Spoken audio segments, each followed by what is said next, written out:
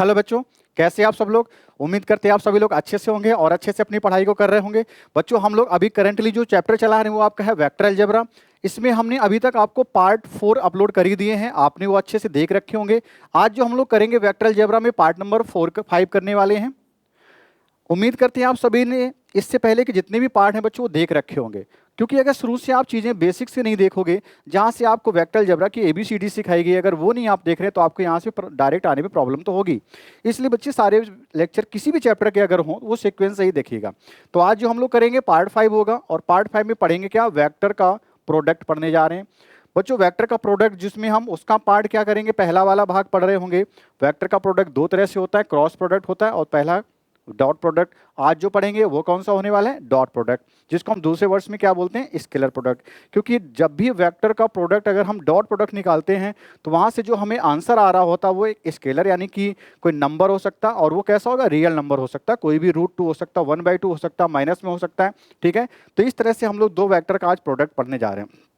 तो चलो शुरू करते बच्चे आज का लेक्चर। तो सपोज करते हैं, पहले तो आप हेडिंग लगा लीजिए, डॉट या स्केलर प्रोडक्ट। किसी भी तरह से इसे बोलिए डॉट प्रोडक्ट है या फिर स्केलर प्रोडक्ट है। तो सपोज कर लो कोई बच्ची, आपका वेक्टर ये ए है, मैंने इसे ए से रिप्रेजेंट किया। दूसरा, इसी वेक्टर ओ ए के साथ ये दूसरा वेक्टर मैंने ड्रॉ किया, पॉइंट अगर इसका बी माने, और इस ओ बी को अगर मैं वेक्टर बी से रिप्रेजेंट करूं, तो दो वेक्टर हमने आपके सामने यहाँ पे दिखाए हैं, वेक्टर ए और वेक्टर बी। अगर हम ये यहाँ पे सपोज कर लें कि दोनों वेक्टर के बीच में जो एंगल है बच्चे, वो अगर हम थीटा माने, दो वेक्टर हैं, दोनों का ओरिजिन सेम है, उनके बीच में एंगल कितना अगर हमने थीटा मान रखा हो, तो बच्चों इनका डॉट प्रोडक्ट इस तरह से डिफाइंड होता है।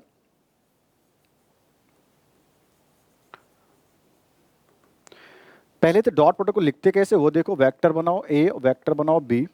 अगर डॉट प्रोडक्ट है, दोनों के बीच में डॉट का सिंबल बना दिया हमने, पॉइंट रख दिया, तो इस तरह से रिप्रेजेंट किया जाता है डॉट प्रोडक्ट। अब इसको एक्सप्लेन कैसे किया गया है, पहला वेक्टर अगर ए है तो पहले वेक्टर का मॉड यानी मैग्नीट्यूड वेक्टर ए का, दूसरा वेक्टर अगर बच्चे बी है तो दूसरे वेक्टर बी का भी मैग्नीट्यूड। इन दोनों वेक्टर के बीच में जो एंगल है उसका कॉस थीटा ले लीजिए। थीटा एंगल है तो कितना एंगल बना, कॉस थीटा लेने पे कॉस थीटा बन जाएगा एंगल का। तो इस तरह से दो वेक्टर का डॉट प्रोडक्ट बच्चे डिफाइन किया गया है। अगर दो वेक्टर ए और बी हों तो उनका डॉट प्रोडक्ट या scalar product a dot b कितना होता है, वेक्टर ए का मैग्नीट्यूड वेक्टर बी का मैग्नीट्यूड इनटू में क्या, कॉस थीटा होता है। सिंपल, कोई इसमें इशू नहीं होगा।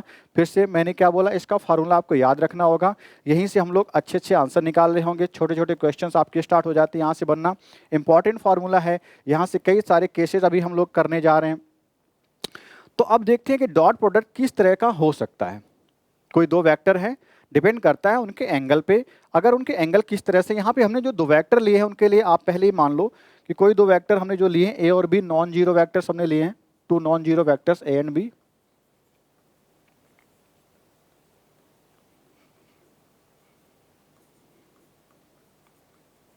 ठीक है, दो नॉन जीरो वेक्टर हमने ए और बी लिए हैं। उस केस में हमने अगर इस तरह से डिफाइन किया है, बच्चों अगर जीरो ही वेक्टर ले लोगे तो फिर वही कहानी ही नहीं पढ़नी है ना, तो फिर इस सब का कोई मतलब ही नहीं बनता इतनी सबके मैथ का। तो अगर नॉन जीरो वेक्टर दो हैं तो उनका स्केलर प्रोडक्ट या डॉट प्रोडक्ट इस तरह से डिफाइन होता है। कैलकुलेशन कैसे करेंगे वो हम लोग अभी देखेंगे, बट इससे पहले कुछ केसेज अराइज करते हैं। पहला केस लेते हैं कि अगर दो वेक्टर ए और बी हों, उनके बीच का अगर एंगल हम लोग इस तरह से बोल देते हैं थीटा इक्वल टू π/2, यानी दो वेक्टर एक दूसरे के परपेंडिकुलर अगर हैं, तो उस केस में थीटा अगर π/2 है तो कॉस π/2 कितना बच्चे आने वाला है, यहाँ पे कॉस π/2 रख रहे होगे, और कॉस π/2 कितना होता है, 0 होता है। तब तो फिर हमें एक रिजल्ट यहाँ से ऐसा मिल गया कि दो वेक्टर अगर एक दूसरे के परपेंडिकुलर है तो दोनों का डॉट प्रोडक्ट यानी ए डॉट बी कितना आता है। आप यहाँ पे ए का मैग्नीट्यूड रखिएगा, बी का मैग्नीट्यूड रखिएगा, और कॉस 90 0 हो जाएगा। इसकी वजह से पूरा राइट हैंड साइड कितना, 0। तो दोनों का डॉट प्रोडक्ट कितना आ गया बच्चे, 0 आ गया। एक इंपॉर्टेंट रिजल्ट है ये, ठीक है, इसमें कोई दिक्कत नहीं आनी चाहिए। दूसरी प्रॉपर्टी इसकी देखते हैं। अगर वो दोनों वेक्टर सेम डायरेक्शन में हो जाए, यानी कि थीटा इक्वल टू 0 हम लेते हैं, सेम डायरेक्शन में हो जाए या पैरेलल हो जाए, आप ऐसे भी इसको कह सकते हो। पैरेलल में ध्यान ये रखना कि सेम डायरेक्शन में होना चाहिए। तो उस केस में थीटा कैसा बच्चे होगा, 0 डिग्री हो जाएगा। थीटा अगर 0 हो गया तो कॉस 0 आपको वैल्यू देगा कितनी, 1 दे रहा होगा। कॉस 0 कितना बच्चे, 1 होता है। कॉस 0 जैसे ही 1 हो गया तो उस केस में आप दोनों का डॉट प्रोडक्ट कितना लिख रहे होंगे, वेक्टर ए वेक्टर बी का डॉट प्रोडक्ट हो जाएगा बच्चे, वेक्टर ए का मैग्नीट्यूड इनटू में वेक्टर बी का मैग्नीट्यूड, और कॉस 0 1, तो इसकी वैल्यू मैं 1 रखूंगा, मल्टीप्लाई करूंगा तो यानी कि इन दोनों के बराबर आ जाएगा। तो आप क्या लिख रहे होंगे, वेक्टर ए वेक्टर बी का मैग्नीट्यूड, है ना। अब ऐसे बिना एरो के अगर जहां भी हम लिख रहे हों, आप उसे क्या समझेंगे, ए का मैग्नीट्यूड, वेक्टर ए का मैग्नीट्यूड ए से रिप्रेजेंट किया गया है, और वेक्टर बी का मैग्नीट्यूड वेक्टर बी, यानी आप उसके ऊपर एरो मत लगाइएगा, उसका वो मैग्नीट्यूड को रिप्रेजेंट करता है। बट फिर भी आपके लिए मैं लिख ही दे रहा हूँ पूरी तरह से, वेक्टर उसका मैग्नीट्यूड, वेक्टर उसका मैग्नीट्यूड, ठीक है, इस तरह से। यानी कि दोनों का डॉट प्रोडक्ट जब वो सेम डायरेक्शन में होंगे, एक ही लाइन पे हो सकते हैं, पैरेलल होंगे, ऐसे भी हो सकता है, उस केस में पैरेलल में डायरेक्शन ध्यान रखना सेम डायरेक्शन में होंगे, तब उसके बीच में जो डॉट प्रोडक्ट होगा उन दोनों के मैग्नीट्यूड के मल्टीप्लाई के बराबर होता है। तीसरी प्रॉपर्टी लेते, हो सकता है कि वो पैरेलल हो बट डायरेक्शन वाइज अपोजिट हो जाएंगे, तो उस केस में उनके बीच का एंगल कितना होगा, 180 डिग्री, यानी कि पाई हो जाएगा। और कॉस पाई बच्चे कितना होता है, -1 होता है। उस केस में हम कह रहे होंगे दोनों का जो डॉट प्रोडक्ट है, वेक्टर ए और वेक्टर बी का डॉट प्रोडक्ट है, वो किसके इक्वल आ रहा होगा, दोनों के मैग्नीट्यूड, ए और बी वेक्टर के मैग्नीट्यूड के मल्टीप्लाई के बराबर होगा। साथ ही साथ कॉस पाई -1 जैसे रखोगे, -1 यहाँ मल्टीप्लाई होगा और यहाँ पे कितना आ जाएगा, माइनस का साइन आ जाएगा, ठीक है। तो इस तरह से बच्चों हमें वैल्यू मिल रही होगी, यहाँ तक कोई दिक्कत नहीं आनी चाहिए। आगे बढ़ते हैं। अभी 3 हमने सिंपल से केस बच्चों लिए हैं जिनमें हमने केवल एंगल पर ही बात कर रखी है, ठीक है। और कुछ बातें देखते हैं। डी केस यहाँ से अराइज करते हैं। अगर मैं आपसे ऐसे कहूँ कि वो दो वेक्टर आपके unit vector x y z की डायरेक्शन में अगर लिए जाते, आप जानते हो एक्स वाई और जेड एक्सिस की डायरेक्शन में जो यूनिट वेक्टर होते हैं उनको हम क्या बोलते हैं, आई वेक्टर बोलते हैं, जे वेक्टर बोलते हैं और के वेक्टर बोलते हैं, ठीक है। तो अगर इन्हीं सब के बीच की अगर हम बात करें, इनका आपस में अगर डॉट प्रोडक्ट निकालना शुरू कर दें, तो आई का जे के साथ डॉट प्रोडक्ट निकाल रहे होंगे, और एक्स एक्सिस और वाई एक्सिस के बीच का बच्चे एंगल कितना होता है, 90 डिग्री होता है। तो आप कह रहे होंगे आई और जे जो यूनिट वेक्टर उनके बीच का एंगल कितना हो गया, 90 डिग्री हो गया। ऐसे जे और वेक्टर के और के बीच का भी 90 डिग्री, के और आई के बीच का भी 90 डिग्री हो जाएगा। तो फिर केस हमारा ये वाला बन जाएगा। तो उस केस में आपको एक कॉमन प्रॉपर्टी मिलेगी जिसे आप याद कर लें, इंपॉर्टेंट है बच्चे ये, आई और जे का डॉट प्रोडक्ट निकालो, या फिर जे का के साथ में डॉट प्रोडक्ट निकालो, या फिर के का आई के साथ में डॉट प्रोडक्ट निकालो, वो सभी इक्वल होंगे।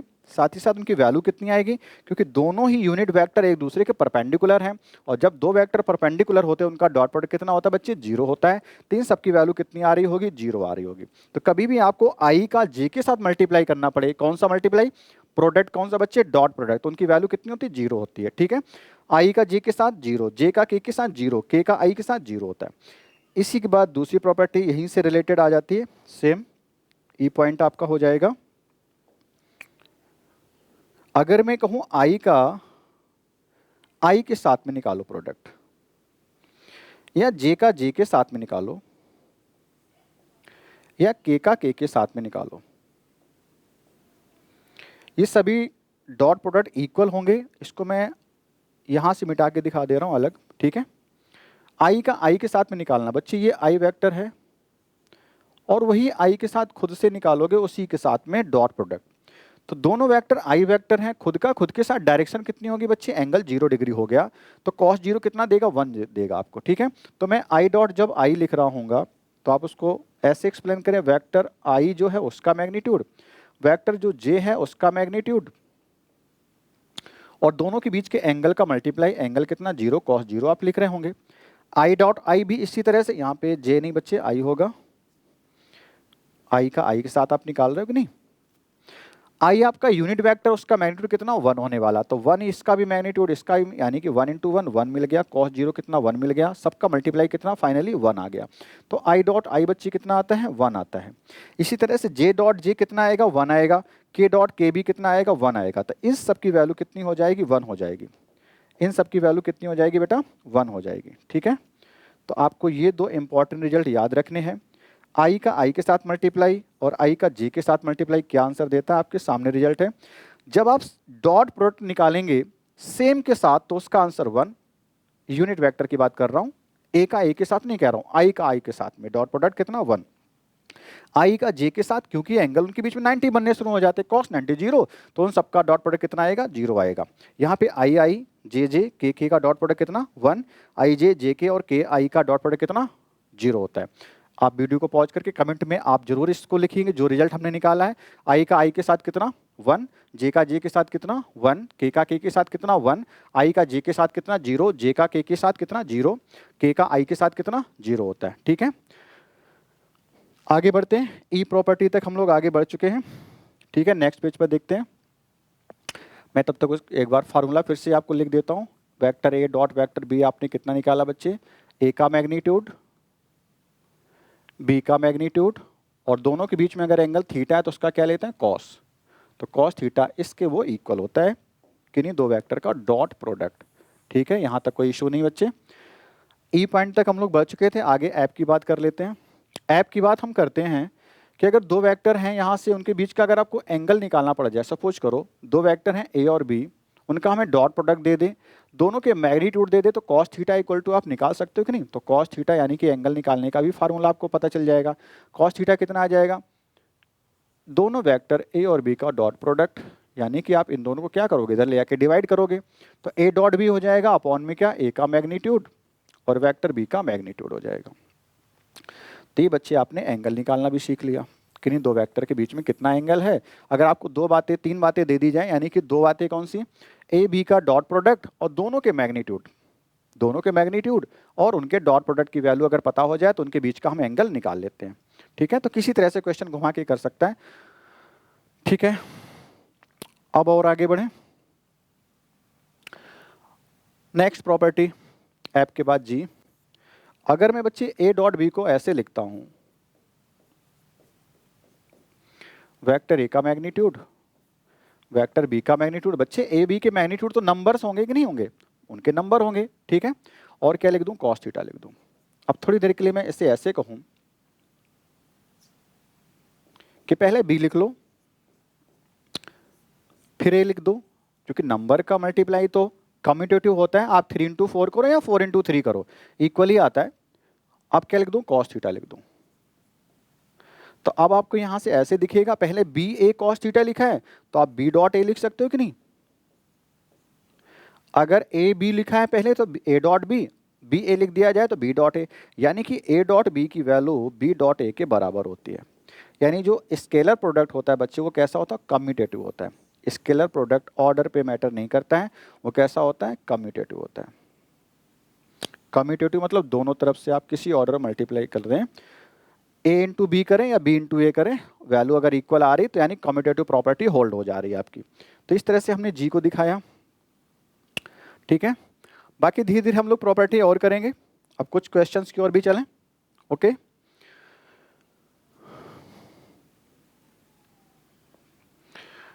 कोई एग्जांपल्स अच्छा देखते हैं आपकी एक्सरसाइज से पहले के। दो प्रॉपर्टी और हैं, स्केलर मल्टीप्लाई करके दिखाना या किसी तरह से भी। तो चलो हम एग्जांपल नंबर 14 लेते हैं, नेक्स्ट पेज पर चलते हैं। इससे पहले कोई एग्जांपल 13 तो नहीं है, हाँ बिल्कुल है, एग्जांपल नंबर पहले 13 देखते हैं। ठीक है, कॉपी पेन पेपर लेके जरूर बैठे ताकि सारी बातें अच्छी समझ में आए।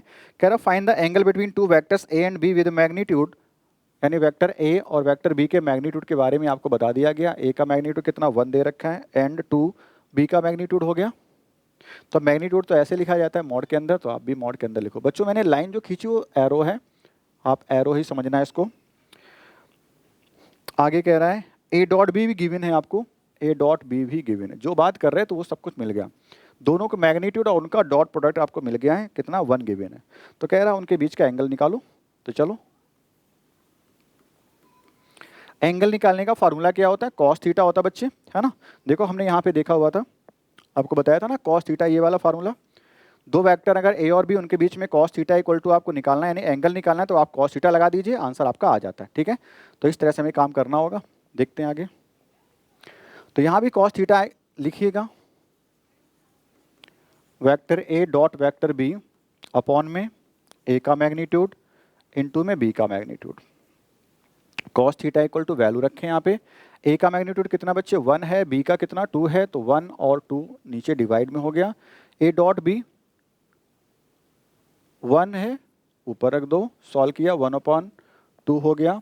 कॉस थीटा इक्वल टू 1/2, तो आप बताइए कॉस में कितनी की वैल्यू बच्चे होती है 1/2, तो कॉस 60 डिग्री होता है, या π/3 आप जैसे लिखना चाहें। तो थीटा कितना एनी हाउ आ गया 60 डिग्री, या π/3 आप जो बोलते हो। ठीक है, एक आसान सा क्वेश्चन हम लोगों ने डिस्कस किया, अच्छा क्वेश्चन है। आगे बढ़ते हैं, नेक्स्ट क्या पूछा है। नेक्स्ट उसमें भी आपसे पूछा एंगल है, तो एग्जांपल नंबर मैं 14 आपसे बोल रहा हूँ कि डू योरसेल्फ।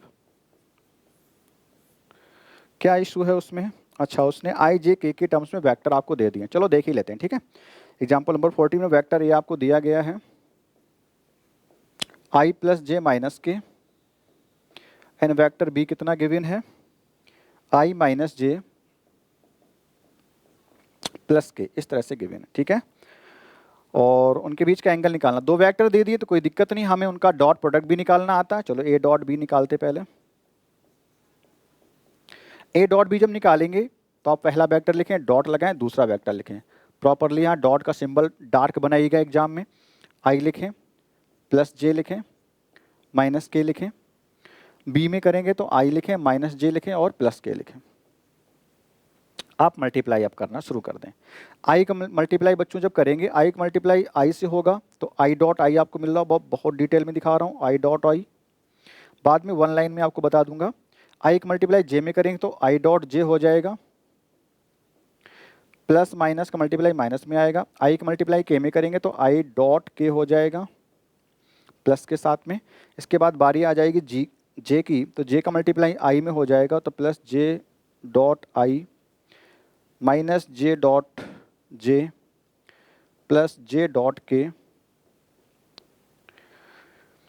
का मल्टीप्लाई आई में करोगे तो माइनस के डॉट आई। थोड़ा ध्यान रखें, जिनको आता है वो आसानी से क्वेश्चन को समझें पहले, फिर मैं डायरेक्ट क्या आपको बताऊंगा एग्जाम में आप कैसे करेंगे। क्योंकि मैंने अभी इस पर कोई प्रैक्टिस नहीं कराई है आपको। प्रॉपर्टी मैंने कहा था 2 अभी बाकी, उनको बाद में देख लेंगे, तो वो मैं जब करा दूंगा तब उससे बता दूंगा कि बहुत शॉर्ट में कैसे आता है। ठीक है, जैसे इसके बाद में करा दूंगा, थोड़ा सा बस वेट करें। तो बारी किसकी चल रही है बच्चे, के की चल रही है। के का मल्टीप्लाई माइनस के का आई के साथ कर लिया, माइनस के का जे के साथ करना है, तो माइनस माइनस हो जाएगा प्लस का,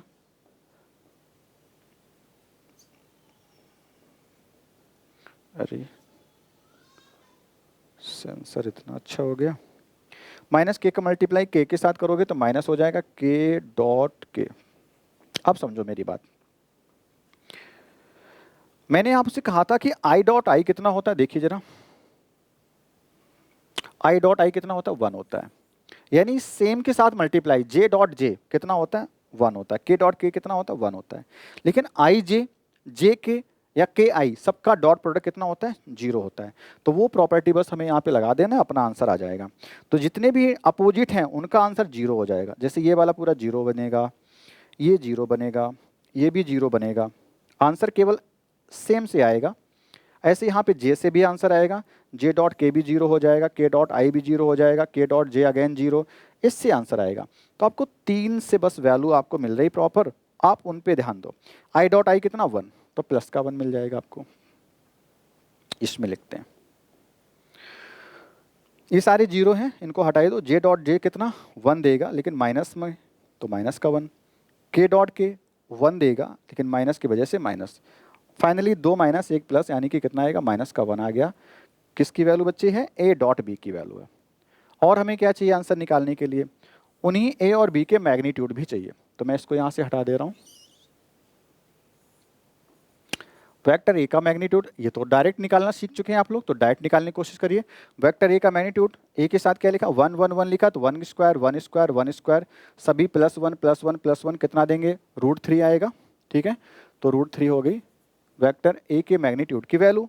ऐसे बी की भी निकालोगे तो 1 + 1 + 1 बी का मैग्नीट्यूड भी कितना आएगा, √3 ही आएगा। वेक्टर बी का मैग्नीट्यूड कितना बच्चों, √3 आ जाएगा। आई होप इस तरह से कोई आपको प्रॉब्लम नहीं है। आपको प्रॉब्लम होती है तो बिल्कुल लेक्चर 1 से ही देखिएगा। आप कॉस थीटा फार्मूला लगा दीजिए, मैंने लिखा तो यहाँ भी था। तो कॉस थीटा कितना आएगा, ए डॉट बी अभी निकाला था, ये रहा -1 अपॉन में कितना, वेक्टर ए का मैग्नीट्यूड वेक्टर बी का मैग्नीट्यूड, दोनों के मैग्नीट्यूड की वैल्यू √3 तो √3 × √3 आप लिख रहे होंगे, और मल्टीप्लाई करने के बाद माइनस का 1/3 आएगा। अब कॉस में कोई वैल्यू ऐसी तो आपको याद नहीं जिसकी वैल्यू आपने याद करी हो, माइनस का 1/3 आ रहा हो, तो नहीं आ रहा तो फिर थीटा इक्वल टू आप यहाँ से लिख दो cos inverse, sorry theta equal to क्या आएगा, कॉस को उधर भेज देंगे तो कॉस इनवर्स हो जाएगा, और उधर लिखा कितना है माइनस का 1/3, तो आप यहीं पे ऐसे इसका आंसर छोड़ देना, क्योंकि कोई एग्जैक्ट आपका एंगल तो आ नहीं रहा है, तो आप इसको ऐसा ही फिर छोड़ दीजिएगा, ये आपका आंसर हो जाएगा। ठीक है, तो कभी कभार एंगल आपको इस तरह से भी निकाल के देना पड़ सकता है, तो आप इससे डरे नहीं, कॉस इनवर्स में उसको वैल्यू को छोड़ दीजिएगा। ठीक है, तो इस तरह से बच्चों हमें कर रहा, कौन सा नंबर था बच्चे, 14 था। आई होप सबको समझ में आ रहा होगा। आगे बढ़ते हैं, एग्जाम्पल नंबर 15।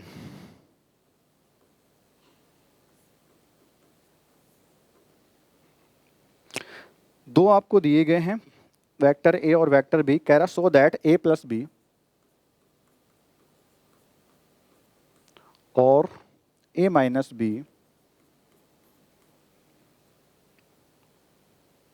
परपेंडिकुलर होंगे। अगर दो वेक्टर बच्चे परपेंडिकुलर हैं तो आपने क्या पढ़ा है, दो वेक्टर परपेंडिकुलर, अगर a और b दो वेक्टर हों और दोनों अगर परपेंडिकुलर हो जाए तो a डॉट b कितना आता है, 0 आता है। तो हम किसी तरह से इनको अगर प्रूव कर दें, इनका डॉट प्रोडक्ट 0, किसका डॉट प्रोडक्ट, यानी इन दोनों का डॉट प्रोडक्ट, अगर मैं ये प्रूव कर दूं,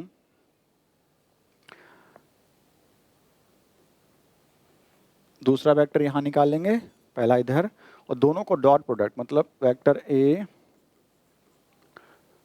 ये निकाल के हम कितना प्रूव कर दें, 0 कर दें। देखो वेक्टर a + b निकालना पड़ेगा, वो उसकी वैल्यू यहाँ पे रख लेंगे, वेक्टर a - b निकालेंगे, यहाँ रख लेंगे। अब इन्हीं दोनों को अगर परपेंडिकुलर प्रूव करना है तो इनका डॉट प्रोडक्ट कितना आ जाए बच्चे, 0 आ जाए, तो हम कह देंगे दोनों कैसे हैं, एक दूसरे के परपेंडिकुलर हैं। तो चलो निकालते हैं, आप अपनी बुक में देखिएगा, मैं डायरेक्ट आपको a + b करना सिखा रहा हूँ। किस तरह से a + b करते हैं बच्चे, i को i के साथ ऐड करो, j को j के साथ, k को k के साथ ऐड करो।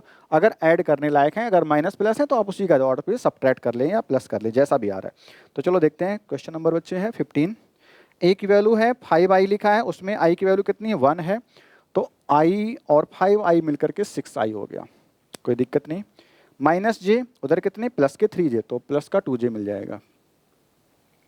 नेक्स्ट कितना है, -3 के माइनस का 5 के ऐड करना है, ठीक है ना, तो माइनस का 5 + 3 8 और k। आगे a - b निकालना है तो सब्ट्रैक्ट करिएगा, i को i से, j को j से, k को सब्ट्रैक्ट करके आंसर आप लिखेंगे। ठीक है, तो चलो देखो क्या करना है, i के साथ 5i है, उसमें कितना 1i, तो 5 से 1 गया तो 4i। नेक्स्ट कितना, -j है, और माइनस माइनस हो जाएगा तो वो भी माइनस का तो ऐड ही होगा, माइनस का 4j। -3 माइनस प्लस का 5j, यानी कि प्लस का 2k। तो ये आपके बच्चों a और b वेक्टर आपके आ चुके हैं, यानी कि a + b a - b आ चुके हैं, तो इनका डॉट प्रोडक्ट निकालना है।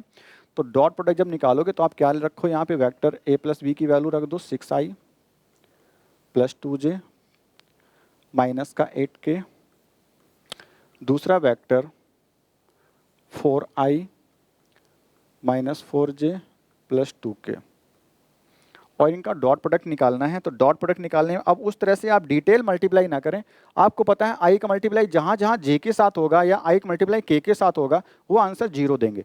तो हमें आंसर कहाँ से मिलेगा, i का जब i के साथ होना चाहिए और j का j के साथ होना चाहिए, k का k के साथ, तब आपको आंसर मिलेगा। ठीक है, तो आप जब मल्टीप्लाई कर रहे होंगे 6i का मल्टीप्लाई केवल 4i से करेंगे तभी आंसर आएगा, बाकी सबके साथ 0। ठीक है, तो आपका आंसर किस तरह से आएगा, देखो 6i का मल्टीप्लाई 4i में, तो 6 4 जा 24, i डॉट i तो 24 ओनली, क्योंकि i डॉट i कितना 1 हो जाएगा। ठीक है, बाकी i का मल्टीप्लाई इसका करोगे इसके साथ 0, इसके साथ 0, तो मैं वो सारे टर्म नहीं लिख रहा हूँ, बात समझ रहे होंगे। ठीक है, फिर क्या करें, 2j का मल्टीप्लाई 4j में करेंगे तो 2 4 जा 8 प्लस माइनस का -8, और j डॉट j कितना देगा बच्चों, मैं एक बार इधर दिखा दे रहा हूँ कैसे मैं क्या बोल रहा हूँ, 2j का मल्टीप्लाई करेंगे किसके साथ, माइनस के 4j के साथ। और किस तरह का बच्चों ये प्रोडक्ट है, डॉट प्रोडक्ट, तो आप डॉट लगाएं। नंबर का नंबर मल्टीप्लाई 4 2 जा 8, प्लस का है माइनस का है तो माइनस का 8, जे डॉट जे। इस तरह से बच्चे डिटेल में आप चीज़ें साइड पे पहले करें। और जे डॉट जे कितना 1 होता है, तो 1 इंटू माइनस 8, माइनस का 8 आपका आंसर। ठीक है, मैं मिटा रहा हूँ, इसको आप नोट करें साइड पे। अगर कोई भी आपको पॉइंट ऐसे दिक्कत करता है तो आप उसकी इसी तरह से डिटेल में कैलकुलेशन को किया करें। तो आपको आई से आई आंसर मिलेगा, जे से जे मिलेगा, के से के मिलेगा। के साथ में 8, यहाँ पे कितने 2, 8 2 जा 16 माइनस का, और के डॉट के कितना 1 देगा। तो आप के डॉट के, I dot A, J dot day से आपका आंसर निकल आएगा। और उस सबकी वैल्यू 1, तो सीधा नंबर पे आंसर को। फिर से मैं दिखा रहा हूँ कैसे आंसर आप लिखेंगे। ठीक है, अब सोचो जो मैं अप्रोच आपको बताना चाह रहा हूँ।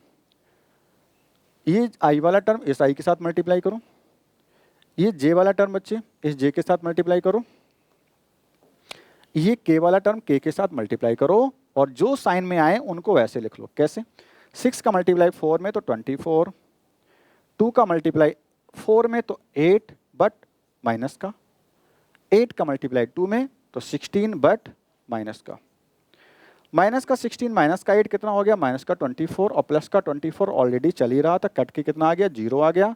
तो आप कह सकते हैं इन दोनों का डॉट प्रोडक्ट कितना आया, 0 आया।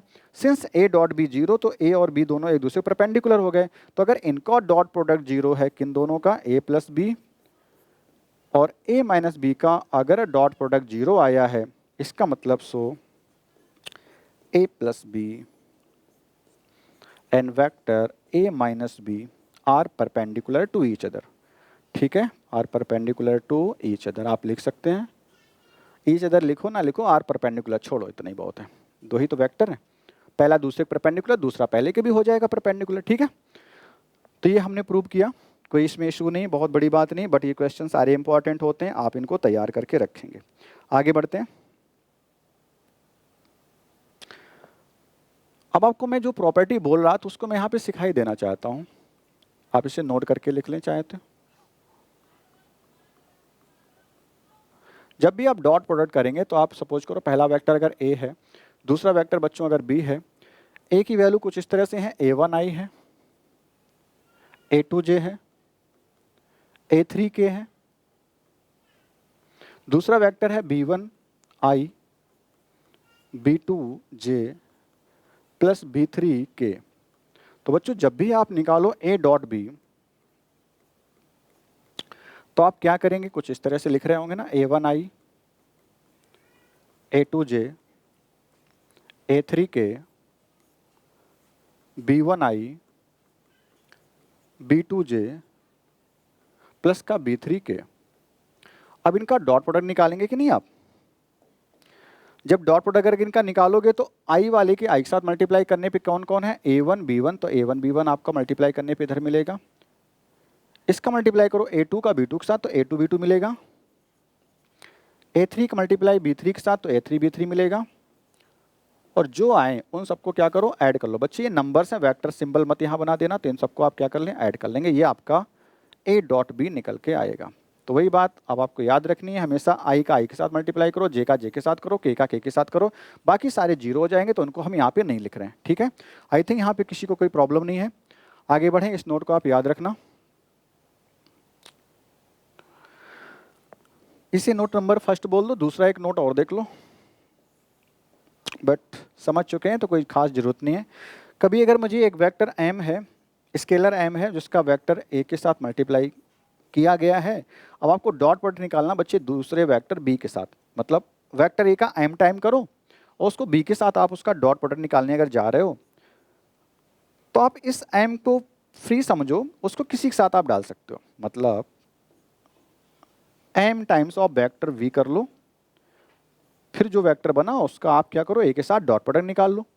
आप ऐसे कर सकते हो, या फिर m को आप सबसे बाहर कर लो, a और दूसरा वेक्टर जो b है उसके साथ उसका डॉट प्रोडक्ट कर लो, फिर उसका m टाइम कर लो रिजल्ट का। तो ये बच्चे एक और आपकी प्रॉपर्टी है जो आपको याद रखना है। स्केलर प्रोडक्ट है, हमने बता दिया कि आपका a और डॉट b आता कहता है, एक स्केलर क्वांटिटी आता है बच्चे, एक रियल नंबर हो सकता है कोई ना कोई वो, ठीक है, a डॉट b। तो आपका इस तरह से ये प्रॉपर्टी दूसरी हो गई, यानी कि इसे नोट के तौर पे हमने लिखा है, हालांकि मुझे वहीं अगर करा देते तो कोई इश्यू नहीं था। ठीक है, चलो अब आगे बढ़ते हैं। इसी तरह से बच्चों आपकी एक्सरसाइज में भी क्वेश्चंस होंगे, तो चलो आप एक्सरसाइज शुरू की जाए। सभी लोग एक्सरसाइज पे पहुंचिए, कॉपी पेन पेपर लेकर बैठे ही होंगे। तो चलो एक्सरसाइज पे आते हैं। एक्सरसाइज बच्चे आपकी स्टार्ट होती है 10.3। जितना पढ़ा उतने ही से हम लोग कॉन्सेप्ट कर रहे होंगे, उसी तरह के क्वेश्चन निकालेंगे।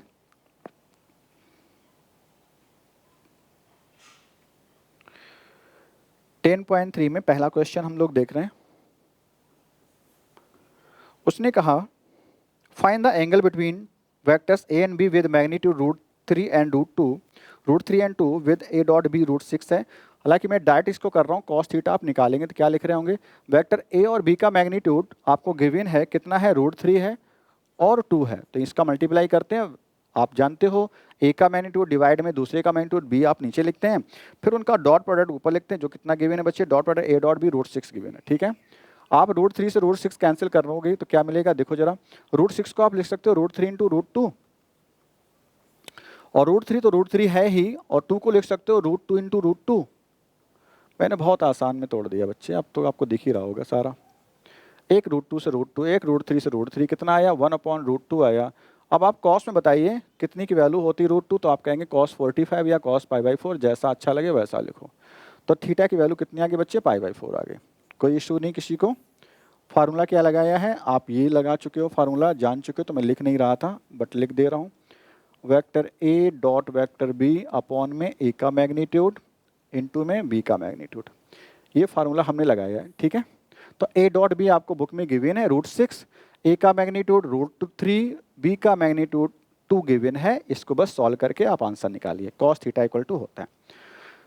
पहला क्वेश्चन। दूसरा देखो करना पड़ेगा कि नहीं। अब मैं क्वेश्चन जंप करूंगा, बिल्कुल सिमिलर क्वेश्चन पहले की तरह है जो आपने अभी निकाला था, cos इनवर्स 1/3 करके कहीं पे ये रहा। उसी तरह से यहाँ भी आपको आई जे के दिए हैं 2 वेक्टर। ठीक है, बट मैं इतना लंबा नहीं करूंगा, डायरेक्ट आपको करके दिखा दे रहा हूँ जल्दी से किस तरह से करना है। दूसरा नंबर, 2 वेक्टर आपको लिए गए हैं i माइनस 2j प्लस का 3k, मान लो वेक्टर a से, दूसरा वेक्टर मान लो b है, कितनी वैल्यू, 3i माइनस का 2j प्लस का k। तो हमें a डॉट b चाहिए पहले, तो a डॉट b निकाल लो। i का i से मल्टीप्लाई तो 1 का 3 से मल्टीप्लाई करने पे 3, 2 का मल्टीप्लाई 2 से तो 4 प्लस का हो जाएगा, माइनस है दोनों चूंकि, 3 का मल्टीप्लाई 1 से तो कितना हो जाएगा, 3 हो जाएगा, प्लस ये भी प्लस में 6 + 4 10 हो गया। a डॉट b की वैल्यू 10, तो a का मैग्नीट्यूड कितना बच्चे वो लिखो, 1 का स्क्वायर 1, 2 का स्क्वायर 4 + 5 + 9। ठीक है, तो हो गया 14 रूट में, सही कहा मैंने, √14 हो गया। और इसका भी कितना आएगा, 3 2 1 वही वैल्यू है, तो √14 मैग्नीट्यूड b का भी आने वाला है। ठीक है, इक्वल टू, अब लगाइए cos थीटा। तो cos थीटा जब लगाओगे तो कितना आएगा, a डॉट b अपॉन में a का मैग्नीट्यूड इंटू में b का मैग्नीट्यूड।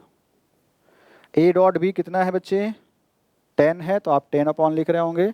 √14 कितना, ओनली 14, कैंसिल कर दो तो 5/7, कोई वैल्यू नहीं मिली, तो थीटा इक्वल टू कितना हो जाएगा, cos इनवर्स 5/7। ठीक है, कोई इशू नहीं इसमें, एक सिंपल सा क्वेश्चन हम लोगों ने डिस्कस किया, कोई डाउट नहीं होना चाहिए, बहुत बेसिक क्वेश्चन है बच्चे, आपको समझ में आना आप जरूरी है। ठीक है, आगे बढ़ते हैं। पहला क्वेश्चन हो गया, दूसरा हो गया।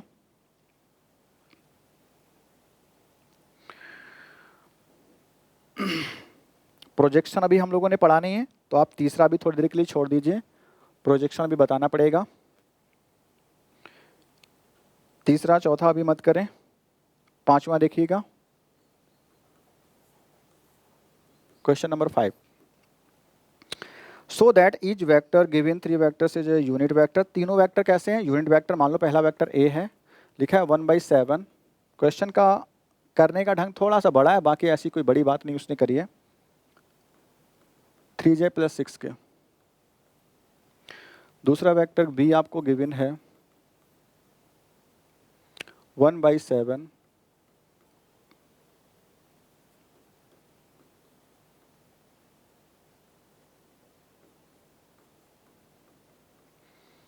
इस तरह से बी वेक्टर गिवन है। सी वेक्टर भी देखो क्या है, ये बच्चों हम मान रहे हैं सी वेक्टर आपको लिखा नहीं, 1/7 6 2 माइनस का 3 के। इस तरह से बच्चों ए बी सी आपको 3 वेक्टर हमने सपोज किया, वेक्टर नहीं हम इनको क्या माने, पॉइंट मान रहे हैं। तो ये सी अगर वेक्टर ही कह दो तो आप क्या कह रहे होंगे, ए वेक्टर है, कैसा प्रूव करना बच्चे, मैग्नीट्यूड इसका यूनिट कहा ना, तो 1 आना चाहिए मैग्नीट्यूड इसका, हाँ 1 बोल रहा है, मतलब यूनिट वेक्टर प्रूव करना, तो ए का मैग्नीट्यूड निकालो। चलो 1/7 बाहर पहले से, उससे कोई मतलब ही नहीं। इस सब की वैल्यू का स्क्वायर लो करो, आई के साथ वैल्यू का स्क्वायर, जे के साथ की वैल्यू का स्क्वायर, के के साथ की वैल्यू का स्क्वायर करो, रूट लो, ठीक है, और बस डिवाइड में सम करने के बाद जो भी आए उसको 7 से डिवाइड कर देना। तो 2 का स्क्वायर कितना आएगा बच्चे, 4 आएगा, 3 का स्क्वायर 9 आएगा, 6 का 36 हो जाएगा, ऐड करो, रूट लो, और ये कितना हो गया 36 + 4 40 + 49, 49 से कितना बच्चे 7 बाहर आएगा, ये पूरी वैल्यू 7 के इक्वल हो गई। 7/7 कितना आएगा, 1 आएगा। तो यस आपका वेक्टर ये कैसा है बच्चे, यूनिट वेक्टर है। सो ए इज ए यूनिट वेक्टर, है ना। सिमिलरली आप बी के लिए भी ऐसे ही करेंगे। देखो आप जरा सोचो, डिवाइड में 7 सब में है, वैल्यू जो मिल रही है 2 3 6 मिल रही है, सभी के कंपोनेंट में आप क्या 2 3 6 पा रहे हो, हाँ ऑर्डर बदला है, 2 इधर है, 3 इधर, 6 इधर, तो यानी सम कितना आएगा 49 अगेन आएगा, तो 7/7 फिर से मिलेगा, और आपका आंसर कितना 1 आएगा कटने के बाद। तो वेक्टर बी भी कैसा होगा, यूनिट वेक्टर हो गया। सिमिलरली वेक्टर बी भी आपको मिलेगा, एंड सी भी ऐसे मिलेगा। आप देखो वहीं पर, तो सी के साथ में भी कितना है 6 2 3 ही तो चल रहा है, तो 49 रूट के अंदर अगेन 7/7 यानी 1 मिलेगा। और आगे कुछ बात करी उसने, they are mutually perpendicular, perpendicular भी प्रूव करना है। तो चलो कैसे करें देखते हैं। पहले वेक्टर ए और वेक्टर बी के बारे में सोचो, क्या ये म्यूचुअली परपेंडिकुलर हैं, तो आप कैसे प्रूव करते हो बच्चों, ए डॉट बी निकालो, आंसर 0 आ जाए, तो आप ए डॉट बी निकालने जा रहे हैं, डायरेक्ट करेंगे वैल्यू को, बहुत अच्छे समझना है। तो ये वेक्टर ए है और इधर वेक्टर आपका बी है, दोनों के अपान 1/7, 1/7 आपने अभी प्रॉपर्टी पढ़ी थी एम करके, एम का मल्टीप्लाई अगर ए में है तो आप एम को सबसे लास्ट के लिए फिक्स कर दो, और दोनों वेक्टर का आप क्या कर दो, डॉट प्रोडक्ट निकाल लो, एम ए बी भी कर सकते हो। तो यहाँ पर भी बच्चे एक एम है, यहाँ पर भी एम है, तो 1/7 आप पहले निकाल लो, कितना आपने बाहर निकाल लिया 1/7 इंटू 1/7। अब वेक्टर के अंदर की चीज़ों को जरा सोचो, आई का आई के साथ मल्टीप्लाई, जे का जे के साथ मल्टीप्लाई, के के साथ मल्टीप्लाई करके आप वैल्यू जब लिखोगे तो यहाँ पे बच्चे 2i है, तो 2 का मल्टीप्लाई इधर हो जाएगा, 3 के साथ में कितना होगा 2 3 6 हो गया, प्लस 3 का मल्टीप्लाई करोगे -6 है तो कितना माइनस का 18 आएगा। अच्छा 6 का मल्टीप्लाई 2 के साथ करोगे तो 6 2 12 प्लस का 12 प्लस का 6 प्लस का 18 माइनस का 18, ओवरऑल 0 आ गया बच्चे। ओवरऑल जैसे 0 मिला, डिवाइड में कितना 7 7 जा 49, 0/49, आंसर तो 0 ही आएगा। ए डॉट बी 0, तो ए और बी आपस में कैसे हो गए, परपेंडिकुलर हो गए, ठीक है। अब आप ए और सी का भी क्या निकाल लो, क्रॉस प्रोडक्ट निकाल लो, डॉट प्रोडक्ट, क्रॉस तो भी सीखा नहीं है। तो बच्चों हम आपको डायरेक्ट बता दे रहे हैं कि ए डॉट सी भी वही आने वाला है, कितना आएगा 0 है, क्योंकि सो दैट है, सो दैट उसने कहा, यानी कि वो चीज़ वैसी है, आपको ए डॉट सी किसी तरह से 0 निकालना है। तो बच्चों 0 आएगा, तो ए और सी भी आपस में परपेंडिकुलर हैं। ऐसे आपको क्या निकालना होगा, सिमिलरली बी डॉट सी भी आप निकालिएगा, बी डॉट सी भी निकालो, कितना तीनों की वैल्यू 0 आ जानी चाहिए, तब आप कह देंगे कि ए बी सी आपस में एक दूसरे कैसे परपेंडिकुलर। पहला रूल कहता है कि ए और बी आपस में परपेंडिकुलर, ये कहता है ए और सी परपेंडिकुलर, ये कहता है बी और सी परपेंडिकुलर, यानी ए बी सी एक दूसरे के परपेंडिकुलर हैं, तो वो दीज आर म्यूचुअली परपेंडिकुलर, ठीक है। तो आपको a b c unit vector भी प्रूव करना आ गया, और तीनों कैसे एक दूसरे के परपेंडिकुलर हैं वो भी हमने प्रूव कर लिया, ठीक है। चूंकि हम सारी चीज़ें बता चुके हैं तो क्वेश्चन बाई क्वेश्चन आपको इस तरह से ही शॉर्ट में सोल्यूशन दे रहे हैं, ठीक है। आगे बढ़ते हैं, ये 5 नंबर था बच्चे एक्सरसाइज का। 6 पे बात करें, 6 में लिखा हुआ है ए और बी आपको निकालना है बच्चे। 6 में ए बी यानी मैग्नीट्यूड ऑफ ए निकालना है और मैग्नीट्यूड ऑफ बी भी निकालना है। फिर कह रहा है कि ए प्लस बी और ए माइनस बी दो वेक्टर हैं, A vector plus vector B, A vector minus vector B. Line खींच रहे हैं जैसे, हम भी अब खींचना शुरू कर देंगे, बीच में डॉट का सिंबल जरूर देखें सही से। और आपको गिवन क्या है, एंड वेक्टर ए जो है उसका मैग्नीट्यूड 8 टाइम्स है वेक्टर बी के मैग्नीट्यूड के, एक सिंपल सी आपको रिलेशन और गिवन है, तो आप सॉल्व करें बस इसको, बिल्कुल वैसे सॉल्व करें सिंपल जैसे मैथ होती है बच्चों। आपको a plus B a minus B का फार्मूला आता नहीं आता कोई बात नहीं, हम इसको a का मल्टीप्लाई करेंगे तो इसके साथ जाएगा। किस तरह से? वेक्टर a का डॉट प्रोडक्ट हो जाएगा किसके साथ? इस ब्रैकेट के साथ। ब्रैकेट में क्या लिखा? a minus B. अब बारी किसकी आई? प्लस के वेक्टर b की बारी आई, वो जाएगा अपना डॉट प्रोडक्ट करवाने किसके साथ? इस ब्रैकेट के अंदर, यानी कि इस ब्रैकेट के अंदर क्या क्या लिखा है वो लिख लो। ठीक है, अब आराम से करिएगा, डायरेक्ट मैथ उस तरह से नहीं चलती जिस तरह से आप उसको करते हैं, तो आप ये स्टेप जरूर दिखाएं। ए का ए के साथ डॉट प्रोडक्ट प्रॉपर लिखिएगा अच्छे ढंग से, माइनस सिंबल है तो ए का बी के साथ में dot product, plus vector B का ए के साथ में dot product, minus vector B का बी के साथ में डॉट प्रोडक्ट। इतना आप लिख लेंगे। बच्चों हमने बताया था कि A dot B B dot A कैसे होते? कम्यूटेटिव होते, तो इक्वल होंगे कि नहीं? तो ए dot B B dot A आप चलो नहीं लिख पा रहे तो आप क्या करो, इसको भी ऐसे लिख लो, minus A B vector dot product, और बी ए को भी मैं क्या लिख रहा हूँ? ए बी ही लिख दे रहा हूँ, कोई दिक्कत नहीं यहाँ तक। एक प्लस में एक माइनस में कैंसिल होगा। Vector A dot vector A minus vector B dot vector B. ठीक है, इतना, ये आपका कैंसिल हो गया बच्चे। अब जरा थोड़ी देर के लिए वीडियो पॉज करके यहाँ पे दिखाता हूँ आपको कि अब हमें क्या मिला, क्योंकि ये एक्चुअली इंपॉर्टेंट प्रॉपर्टी है। इसको मैं नेक्स्ट पेज पे दिखाता हूँ। ठीक है, vector a dot vector A क्या होता है? यानी वेक्टर ए अगर मैं कहूँ a1i plus a2j plus a3k हो, तो उसका अपने साथ में डॉट प्रोडक्ट यानी a1i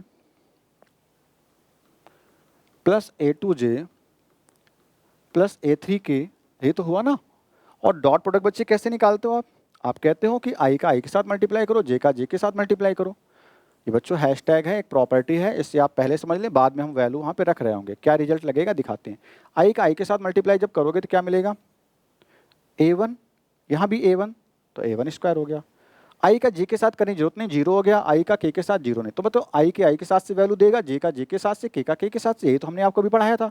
a dot B a1 b1 a2 b2 a3 b3 इनकी वैल्यू का सम। तो यहाँ पे a1 जितना हो उतना ही a2 भी है या b1 है, तो a1 a1 a2 a2 यानी a2 स्क्वायर प्लस कितना? a3 square. ये आपने लिखा। क्या निकाला बच्चे? a वेक्टर का a के साथ में डॉट प्रोडक्ट। अगर मैं आपसे कहूं वेक्टर a का मैग्नीट्यूड कितना होगा, पहले मैग्नीट्यूड निकाल लो। वेक्टर a का मैग्नीट्यूड कितना होगा? वेक्टर a तो ये है ना, लेट वेक्टर a हमने माना है a1i प्लस a2j प्लस का a3k। ठीक है, तो अगर a का मैग्नीट्यूड आपको निकालने को बोला जाए तो आप क्या कह रहे होंगे? रूट के अंदर a1 square a2 square plus a3 square. ये तो आप बोलेंगे स्क्वायर है बच्चे। तो ये लिखा तो वही है, बट कुछ इस तरह से आप इसे अगर देखो, जो भी चीज़ें लिखी हैं a1 square plus a2 square plus a3 square, मैंने जो ये वैल्यू पूरी है इस पे रूट लगाया, तो रूट तो है नहीं, तो बैलेंस करने के लिए मैं क्या करता हूँ? इसका स्क्वायर कर देता हूँ, ताकि स्क्वायर और रूट जैसे हटेगा तो अपने आप a1 स्क्वायर a2 स्क्वायर आपको मिल जाएगा। ठीक है, और ये सारी वैल्यू किसके इक्वल है बच्चे? वेक्टर ए के मैग्नीट्यूड के इक्वल है, जो ब्रैकेट के अंदर लिखी है। तो आप इसे लिख रहे होंगे वेक्टर ए का मैग्नीट्यूड और गेन क्या? उसका स्क्वायर। तो बच्चों एक इंपॉर्टेंट प्रॉपर्टी आपको मिल गई, किसी वेक्टर का खुद के साथ में डॉट प्रोडक्ट अगर निकाल रहे हो तो वो अपने मैग्नीट्यूड के स्क्वायर के बराबर होता है। इस प्रॉपर्टी को आप याद कर लो। ठीक है, आप ये हैशटैग करके नोट एक लिखा गया है, आप उसे तैयार करें। ठीक है, ये एक इंपॉर्टेंट प्रॉपर्टी है जो शायद पहले डिस्कस हो जानी चाहिए, बट कोई बात नहीं, आप यहाँ से सीख लो कि एक वेक्टर का खुद के साथ में आप अगर डॉट प्रोडक्ट निकाल रहे तो वो क्या देता है आपको? अपने ही मैग्नीट्यूड के स्क्वायर के बराबर होता है। तो अब चलो बैक चलते हैं। तो बच्चों वेक्टर ए डॉट ए क्या देगा? अपने मैग्नीट्यूड का स्क्वायर देगा। ऐसे वेक्टर बी डॉट बी क्या देगा? वो भी अपने मैग्नीट्यूड के स्क्वायर के बराबर होगा। बीच में माइनस सिंबल है तो आप माइनस लगा लो। अब हम वैल्यू को वापस करते हैं कुछ।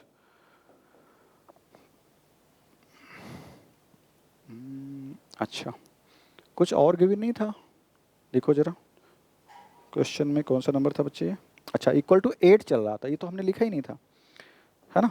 तो आप क्या करें, इक्वल टू सब में 8 ऐसे लिखें, इक्वल में 8 लिखें, इक्वल में 8 लिखें, और यहाँ भी इक्वल में 8। अब यहाँ पे सिंबल ऐसा लिखें, इक्वल 2 नहीं हो सकते, दिस इम्प्लाइज का सिंबल आ जाएगा equal to 8।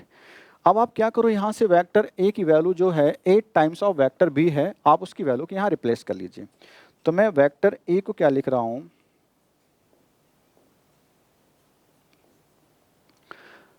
8 times of vector B लिख देता हूँ। वेक्टर ए को मैंने लिखा 8 times of vector B, but उसका स्क्वायर भी तो है, तो उसकी वैल्यू का आप स्क्वायर कर देना, minus vector B square equal कितना 8। सबट्रैक्ट करो, 8 का पहले स्क्वायर कर लो, 64 टाइम्स ऑफ वेक्टर बी का स्क्वायर माइनस वेक्टर बी का square equal to 8। 64 times of vector B का स्क्वायर माइनस 1 टाइम्स सबट्रैक्ट करने पे कितना आएगा, 63 टाइम्स वेक्टर बी का स्क्वायर इक्वल टू वेक्टर 8। अब यहाँ से आप वेक्टर v का मैग्नीट्यूड निकाल सकते हो। कैसे, पहले वेक्टर v का स्क्वायर निकालो, उस तरफ कितना लिखा है 8 अपॉन में 63 हो जाएगा जा करके। अब स्क्वायर है तो रूट यहाँ पे निकालना होगा, क्योंकि मैग्नीट्यूड बच्चे पॉजिटिव क्वांटिटी होती है, तो मैं मैग्नीट्यूड में केवल प्लस का ही वैल्यू यहाँ पे एक्सेप्ट करूँगा 8 अपॉन 63। और कोई परफेक्ट स्क्वायर तो है ही नहीं, ना तो 8 ना ही 63, तो आप इसको ऐसे ही छोड़ सकते हैं, कोई दिक्कत नहीं, इसको मैं ऐसे ही छोड़ रहा हूँ। ठीक है, आगे वेक्टर ए की वैल्यू ये हो गई। अच्छा, वेक्टर बी भी निकालना है, मतलब वेक्टर ए का मैग्नीट्यूड तो निकाल लिया, अब वेक्टर बी का मैग्नीट्यूड निकालोगे, नहीं वेक्टर बी का है ये बच्चे, है ना, यहाँ पे देखो वेक्टर बी का है, तो वेक्टर ए का कितना 8 टाइम्स कर दो, सो वेक्टर ए का मैग्नीट्यूड कितना हो जाएगा 8 टाइम्स ऑफ वेक्टर बी का मैग्नीट्यूड, जो कितना है रूट 8 अपॉन में 63। आप चाहो तो 63 को 9 इंटू, है ना, तोड़ सकते हो, 9 वहाँ से 3 बाहर निकाल देगा, बट हम इसको ऐसे ही रख रहे हैं, आगे कैलकुलेशन आप लोग कर लेंगे, उतना हम आप पे भरोसा करते हैं। तो आप, ये आपका आंसर आ गया। क्वेश्चन नंबर कौन सा था, 6 था, एक अच्छा सा क्वेश्चन था। ठीक है, आई होप ये सारी बातें आपको अच्छे समझ में आ रही होंगी, इनमें कोई डाउट नहीं होना चाहिए। बहुत ही छोटे छोटे क्वेश्चन हैं, अच्छे हैं, प्रैक्टिस करोगे तो ये चीज़ें आपको और आसान हो जाएंगी। इसके बाद इसको दोबारा लगाइएगा, ठीक है, मान लो मैंने अभी कराई आपको। चलो आगे बढ़ते हैं अब।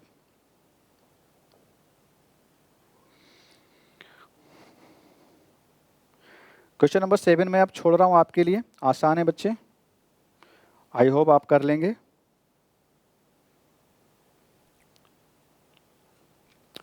एट नंबर, 9 नंबर देखो, ये एक्सरसाइज का बच्चे 9 नंबर है। लिखा क्या है 3, नहीं 9 नंबर, x माइनस ए एक्स प्लस ए इक्वल में 12। 8 नंबर भी आसान है, बट मैं अभी नहीं करा के थोड़े बाद में कराना चाहता हूँ। कह रहा है एक ए आपका यूनिट वेक्टर है, तो आपको क्या मिल गया, ए यूनिट वेक्टर है अगर, तो दिस इम्प्लाइज मैग्नीट्यूड ऑफ ए कितना 1 हो गया। और कह रहा है कि मैग्नीट्यूड ऑफ एक्स बताओ हमें, वेक्टर एक्स का मैग्नीट्यूड कितना बताओ। तो आप इसको सॉल्व कर लेंगे। आपकी पिछले क्वेश्चन से वैल्यू देखो जरा कितनी आती है बच्चे, जब आप इसको सॉल्व करते हो a plus B A minus B का जब आप सॉल्व कर रहे थे, तो वहाँ से देखो आपका फाइनल रिजल्ट कितना आया था लेफ्ट हैंड साइड में, यही तो आया बच्चे, यही तो रिजल्ट आता है। यानी बिल्कुल a plus B A minus B की आइडेंटिटी की तरह ही सॉल्व होता है ना। तो आप डायरेक्ट इस वैल्यू को लिख लें, बट आप एग्जाम में नंबर उठाने के लिए दूर तक जाएं, यानी कि उसी तरह से करें जैसे आपको यहाँ पे बताया गया। तो आप क्या लिख रहे होंगे, वेक्टर एक्स का मैग्नीट्यूड लिख रहे होंगे बच्चे, वेक्टर ए का मैग्नीट्यूड का स्क्वायर आप लिख रहे होंगे इक्वल टू कितना 12 लिख रहे होंगे। ठीक है, वेक्टर ए का मैग्नीट्यूड तो आपको गिवन है, क्योंकि यूनिट वेक्टर उसका मैग्नीट्यूड कितना हो गया 1 हो गया, माइनस मॉड एक्स का स्क्वायर, यानी कि एक्स के मैग्नीट्यूड का स्क्वायर इक्वल टू कितना 12। 1 को उधर सब्ट्रैक्ट कर देंगे तो क्या मिलेगा, वेक्टर एक्स का मैग्नीट्यूड का स्क्वायर इक्वल टू 12 प्लस 1 13 हो गया। और एक्स का मैग्नीट्यूड कितना आ गया बच्चे, ओनली पॉजिटिव वैल्यू ही एक्सेप्ट करें तो 13 रूट के अंदर ये आपका आंसर हो जाएगा। मैग्नीट्यूड है बच्चे, ठीक है, कोई इशू नहीं होना चाहिए। ठीक है, आगे चलें।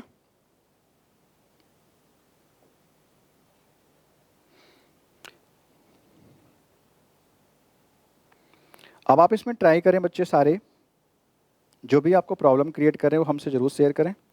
तो बाकी क्वेश्चन हम लोग नेक्स्ट वीडियो में ट्राई करेंगे उनको ख़त्म करने की, बट अभी प्रोजेक्शन करना है तो अब प्रोजेक्शन की ओर हम लोग अगले पार्ट में ला रहे होंगे, ठीक है। तो यहाँ तक के सेशन में आपको कोई इशू नहीं होना चाहिए, सब कुछ चीज़ें अच्छे से डिलीवर हो रही हैं, आराम से आप बस प्रैक्टिस करिए, और मैथ का कोई शॉर्टकट नहीं होता है। अगर किसी बच्चे को प्रॉब्लम आ रही है उसका मतलब सिर्फ एक ही हो सकता है कि आपने अच्छे से प्रैक्टिस नहीं करी है। अगर आपने प्रैक्टिस करी होगी तो मैथ में प्रैक्टिस के अलावा और कुछ होता नहीं अच्छा बनाने के लिए। प्रैक्टिस करते रहिए। आपका ये पार्ट 5 यहीं पर, ठीक है, फिनिश करते हैं। तो नेक्स्ट मिलते हैं अच्छे लेक्चर के साथ। Thank you very much.